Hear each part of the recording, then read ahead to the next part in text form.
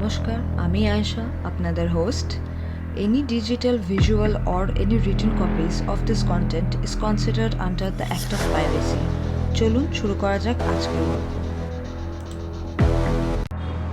বাঙালি গল্পকথন চ্যানেলে আপনাদের স্বাগতম।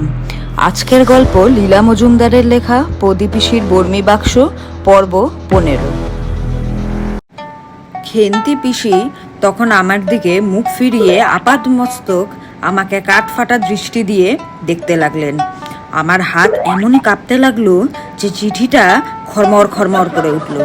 তাই শুনে খেন্তি পিসি এমনই চমকালেন যেন বন্দুকের গুলি শুনেছেন। কি যেন বলতে যাচ্ছিলেন, কিন্তু সে কথা বলবার আগেই সেজদাদামশাই হন্তদন্ত হয়ে ঘরে ঢুকলেন।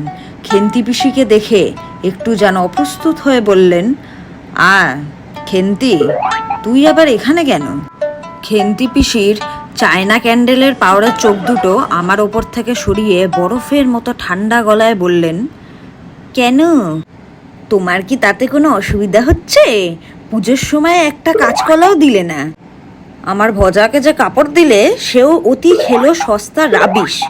বাপের বাড়ি থেকে কলাটা মূলোটা দূরে থাকুক, কচুটারও মুখ দেখি না, তবু তাতে তো তোমার ভারী বই গেল।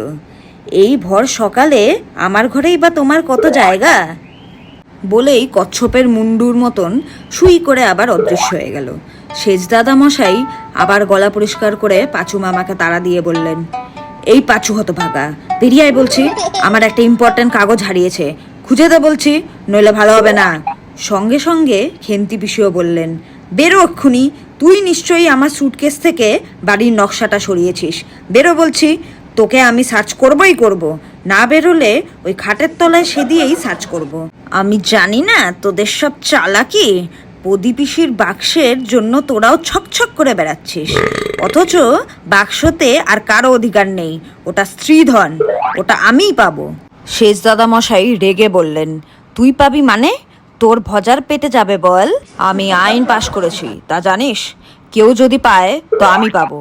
জানিস আমি 200 টাকা খরচা করে ডিটেকটিভ লাগিয়েছি, ও বাক্স আমি বের করবই। এইবার দরজার কাছ থেকে একটা নরম কাশির শব্দ শোনা গেল। দেখলাম চিমড়ে ভদ্রলোক সেখানে কালো আলস্টার পরে ঠেস দিয়ে দাঁড়িয়ে দাঁড়িয়ে বিড়ি টানছেন। বিড়িটা এবার বের করে বললেন, মনে থাকে জানো, 3 ভাগের 1 ভাগ আমার। যদি বাক্স পান, আমার অদ্ভুত বুদ্ধির সাহায্যেই পাবেন। খেন্তি পিসি হঠাৎ আবিষ্কার করলেন খাটের তলা থেকে পাঁচু মামার ঠ্যাং দুটো অসাবধানতাবশত একটুখানি বেরিয়ে রয়েছে। আর যায় কোথা, নিমেষের মধ্যে হিড়হিড় করে টেনে পাঁচু মামাকে বের করে এনে 2 থাপ্পড় লাগালেন। তারপর বুক পকেট থেকে একটা মোটা মতন কাগজ টেনে বের করে বললেন, তবে না, নকশা নিসনি? আজকের মতো গল্পের গাড়ি এখানেই থামলো। Please do not forget to like, share and subscribe Bangali Golpokothan channel for part 16. Thanks for tuning in.